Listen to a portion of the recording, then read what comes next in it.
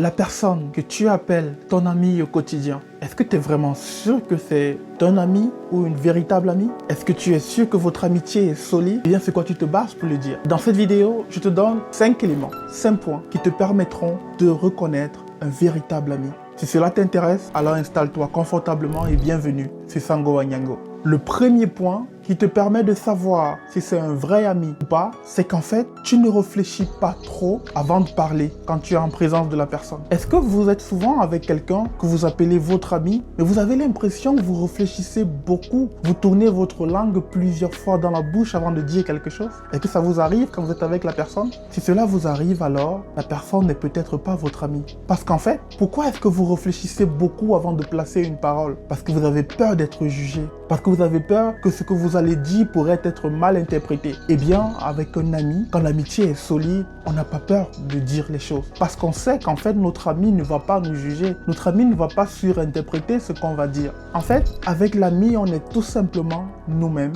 On dit les choses comme elles viennent parce qu'on sait qu'on se sentira toujours bien avec la personne et qu'elle ne nous jugera pas. Le deuxième point qui vous permet de reconnaître une amitié solide, c'est pas toujours lorsque les choses vont mal. En général, on dit qu'une véritable amitié se voit quand tout va mal, lors des épreuves. C'est vrai, mais ce deuxième point, pour moi, est très important. Une véritable amitié se reconnaît quand on a réussi aussi. En fait, il y a des amis qui sont prêts à être avec vous quand vous êtes en dessous d'eux, quand vous n'avez pas atteint leur niveau, quand votre réussite n'a pas atteint le niveau de leur réussite. À ce moment, ils vous acceptent comme leur ami. Ils sont prêts à vous aider financièrement, ils sont prêts à faire des choses pour vous. Mais lorsque vous réussissez, lorsque vous atteignez un niveau hyper important dans la société ou dans votre vie, quand vous atteignez certains de vos objectifs et que vous êtes propulsé tout là-haut, c'est là qu'on reconnaît un véritable ami. Parce qu'en fait, si vous avez un ami qui ne peut pas être heureux pour vous quand quelque chose de bien vous arrive dans votre vie,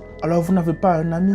Vous avez une personne qui se compare à vous. Si vous avez une personne, quelque chose de bien vous arrive, peut-être vous avez décroché un très bon boulot, mais votre ami n'arrive pas à être fier pour vous, votre ami n'arrive pas à se réjouir pour vous, alors c'est pas un ami. Quand tout va mal, c'est vrai, on peut reconnaître un ami, mais quand tout va bien, surtout quand on dépasse notre ami sur le plan social, sur le plan financier, et que cela nous arrive soudainement, là également, on peut reconnaître qui est un véritable ami. Le troisième point très important pour reconnaître une vraie amitié, c'est l'honnêteté. Est-ce que vous dites la vérité à votre ami? Et est-ce que votre ami vous dit la vérité? En fait, si vous êtes avec une personne à qui vous ne pouvez pas dire la vérité ou qu'à chaque vérité que vous lui dites, la personne s'offusque, alors c'est pas véritablement un ami. Mais ça marche également dans l'autre sens. Si vous êtes avec une personne qui ne vous dit que ce que vous voulez entendre, vous caressez les oreilles, alors ce n'est pas un ami. En amitié, on se doit d'être honnête. En amitié, on se doit parfois de dire les choses qui fâchent,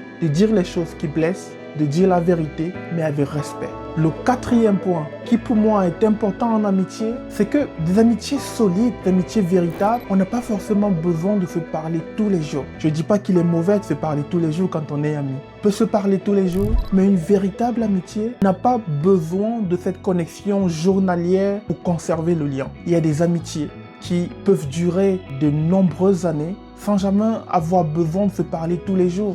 Moi, j'ai un ami avec qui je suis très proche. On ne se parle pas tous les jours. On peut se parler après un mois et demi, parfois après 2 mois. Mais il n'est plus qu'un ami pour moi. Il est un frère pour moi. Et ce n'est pas la longueur de nos conversations ou alors la fréquence de nos conversations qui détermine la qualité de notre amitié. On a créé un lien solide qui fait en sorte qu'on n'a pas forcément besoin de se parler tous les jours. Alors si votre amitié ne résiste pas à la fréquence de communication, si pour être ami vous avez besoin de vous parler tous les jours et que dès que vous n'avez plus cette possibilité-là, vous n'arrivez plus à garder le lien, alors peut-être votre amitié n'est pas si solide que ça. Le 5e point, qui n'est pas des moindres, c'est qu'une véritable amitié n'a pas besoin de dépendance affective. En fait, on a souvent l'impression que si telle est ma meilleure amie, je n'ai plus le droit de m'amuser avec quelqu'un d'autre. Je n'ai plus le droit d'avoir d'autres amitiés. Non, une amitié véritable, saine, solide, sait sur quoi elle est basée et n'a pas besoin de priver l'autre, de profiter de la saine compagnie d'autres personnes. En fait, si votre amitié est solide, elle sait. Votre amitié comprend que l'un ou l'autre peut avoir d'autres relations à côté. Ce n'est pas la possession, ce n'est pas une prise en charge, ce n'est pas de la dépendance affective. Vous pouvez être ami avec une personne, l'aimer, la considérer comme votre meilleur ami, comme votre frère, comme votre soeur, mais avoir d'autres relations avec d'autres personnes. Partagez. Si vous avez un ami qui vous veut uniquement pour elle seule ou pour lui seul et qui ne veut pas vous partager avec d'autres personnes, alors peut-être c'est le début de quelque chose de dangereux qui pourrait se créer. Moi, j'ai eu la chance de rencontrer de très belles personnes et j'ai eu la chance de découvrir des amis qui sont devenus comme mes frères, comme mes sœurs et qui aujourd'hui font partie de la famille. C'est tout le mal que je vous souhaite. Prenez soin de vous.